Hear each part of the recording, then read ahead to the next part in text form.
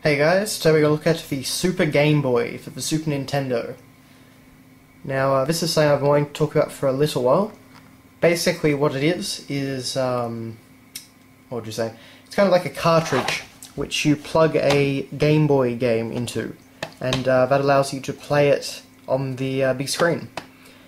Basically using your Super Nintendo, using your Super Nintendo controller, and sometimes these games had enhanced features or graphics.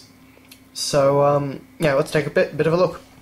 So we have the cartridge, I suppose you'd say, right here. It's a pretty interesting looking thing, rather tall, got a lot going on in it. On the back you've got this kind of, I don't know why it's there, but textured bits, and you've got the usual Super Game Boy model number, rating, and patent pending, 1989 to 1994, and all that sort of thing. So anyway, today we're going to look at two games. The first is something that I'm sure everyone knows very well. That's Pokemon Red version, and the second is Metroid 2, which was just released very recently on the 3DS eShop.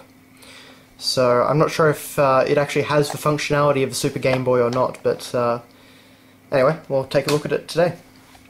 In regards to pricing and where to get it and that sort of thing, I got this on eBay maybe 2 years ago for about, what, $6 or something.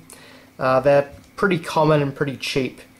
I've seen copies, in box, really good condition and that sort of thing, go for about $20, $25, plus postage, of course, on eBay. So, if you want to pick one up, they're certainly not hard to get.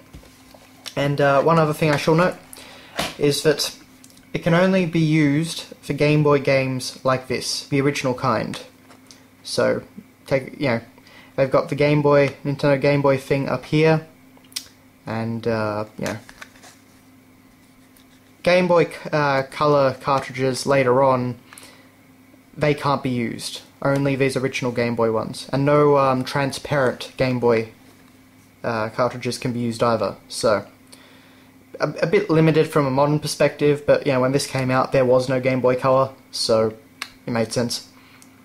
Anyway, so let's take a look at the Super Game Boy in action.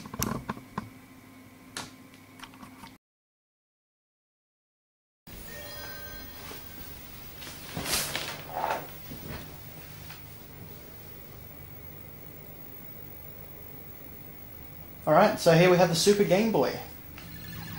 Anyone that's played Pokemon Stadium or Pokemon Stadium 2 should be familiar with how this looks. Basically, back when Pokemon was first released, this was the way to play it in full colour. There was no Game Boy Color, so this was the only way to get it. So you also get, of course, this cool border with all the different Pokemon cards surrounding it. So, aside from that, there's not a huge amount of difference. As I say, if you play Pokemon Stadium, you probably know what this is like, but,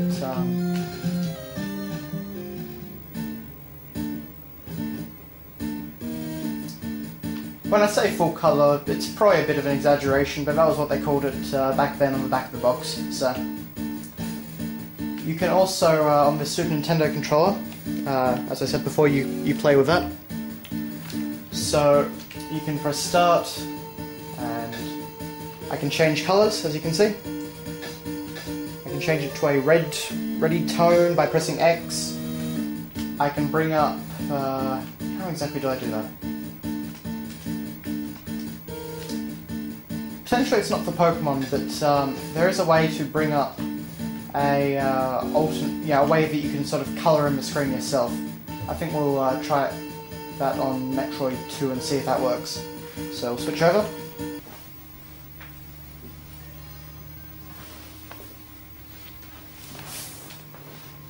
Alright, so Pokemon Red, that came out towards the end of its lifespan.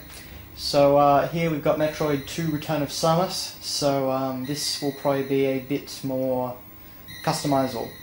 So you can see we don't have the Pokemon-like border anymore, we just have the Super Game Boy border. And you'll also notice, of course, that this is Metroid 2, a black and white game, in pretty much full colour. The colour scheme isn't perfect, as you can see, but Samus has all her right colours, and you know, it does look a bit nicer than the standard, you know, greys and greens that were present in the game originally. But yeah, you can play it with the Super Nintendo controller. Okay, so with this game, when I press the L and R buttons, like that, I can bring up this little menu, and I can do a few little things here. So, you can see this first option down here, I can change between all these different colour schemes. So there's a weird blue one, sort of a grey one,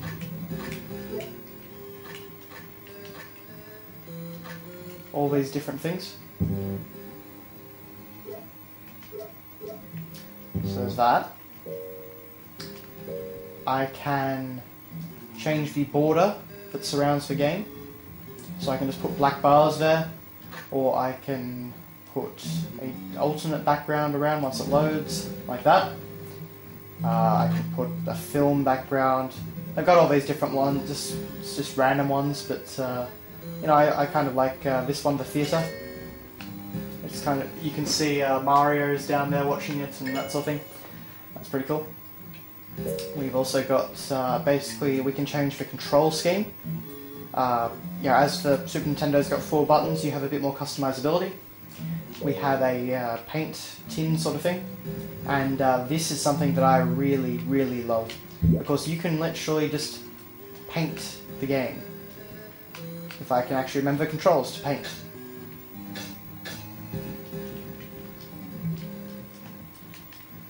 Alright, I actually can't remember the controls to paint, so that's a bit of a pain, but basically you can literally paint the area, so yeah, it's really cool. People have done some really impressive stuff with this over the years, and you'll notice at the top there that there's a password.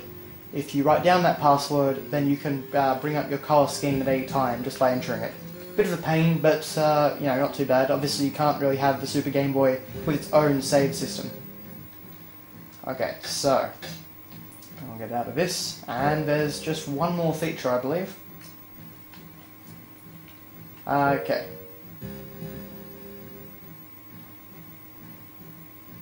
And this is just kind of a random one. I can basically just draw on the screen.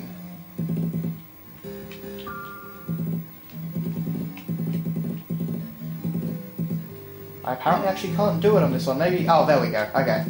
Had to change it, but yeah, I can just literally doodle on the screen.